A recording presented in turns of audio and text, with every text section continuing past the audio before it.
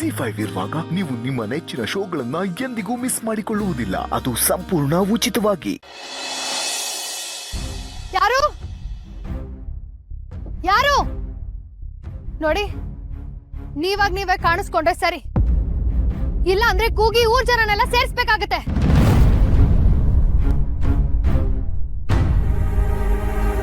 ಊರ್ ಜನ ಬಂದ್ರೆ ನಾನು ಏನು ಮಾಡಕ್ಕಾಗಲ್ಲ.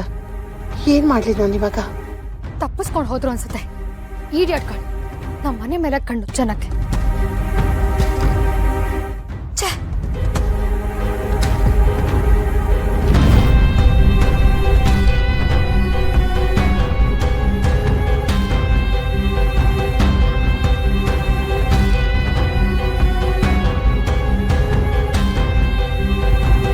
ಯಾವಾಗ್ಲೂ ಬೇಜಾರಾದಾಗ ತನ್ನ ಮನ್ಸಲ್ಲಿರೋದ್ನೆಲ್ಲ ಈ ಮರದ ಹತ್ರ ಹೇಳ್ಕೊತಿದ್ದ.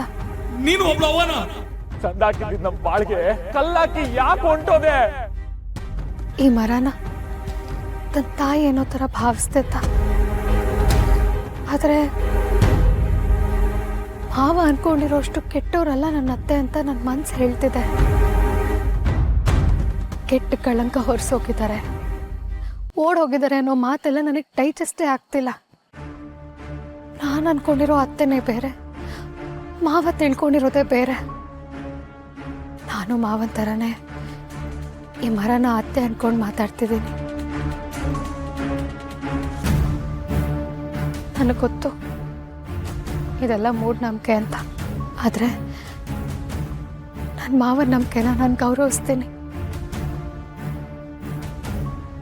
ಹೇಳಿ ಅತ್ತೆ, ಯಾಕೆ ಮಾವನ ಮನಸ್ಸಲ್ಲಿ ನಿಮ್ಮ ಬಗ್ಗೆ ಅಷ್ಟೊಂದು ದ್ವೇಷ ಇದೆ?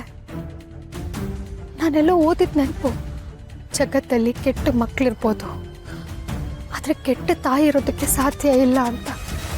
ಅದ್ರ ಪ್ರಕಾರನೇ ನಾನು ನಿಮ್ಮನ್ನು ನಂಬಿದ್ದೀನಿ. ನಿಮ್ಮ ಮಾವನ ಮಧ್ಯೆ ಅಷ್ಟೊಂದು ಗ್ಯಾಪ್ ಆಗೋದಕ್ಕೆ ಕಾರಣ ಏನು?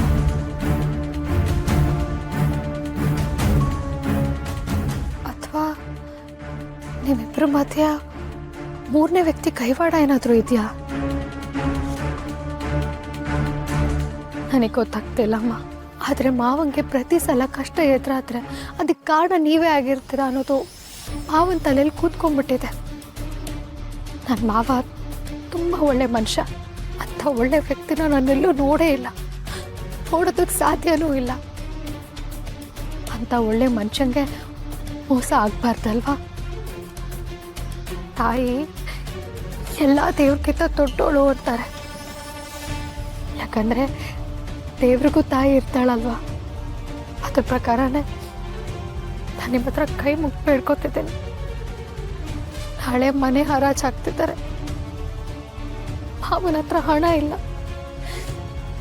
ಆರೋಗ್ಯನಾದ್ರೂ ಸಹಾಯ ಮಾಡೋಣ ಅಂದರೆ ನನ್ನ ಕೈಲೇನೂ ಆಗ್ತಾ ಇಲ್ಲ.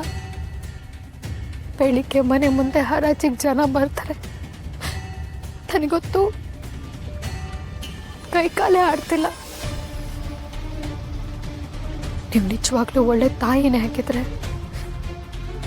ನಮ್ಮನೆ ಸಮಸ್ಯೆಗೆ ಒಂದು ಪರಿಹಾರ ಕೊಡಿ, ಪರಿಹಾರ ಕೊಡಿ, ಪರಿಹಾರ ಕೊಡಿ.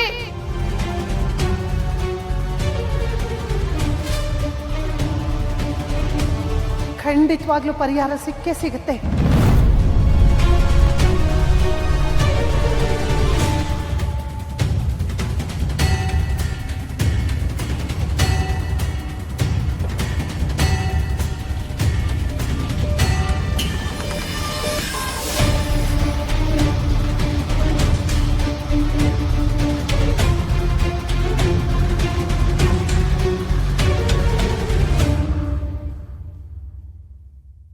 ZEE5 ಆಪ್ ಡೌನ್ಲೋಡ್ ಮಾಡಿ ಎಲ್ಲಾ ಸಂಚಿಕೆಗಳನ್ನು ಸಂಪೂರ್ಣ ಉಚಿತವಾಗಿ ನೋಡಿ.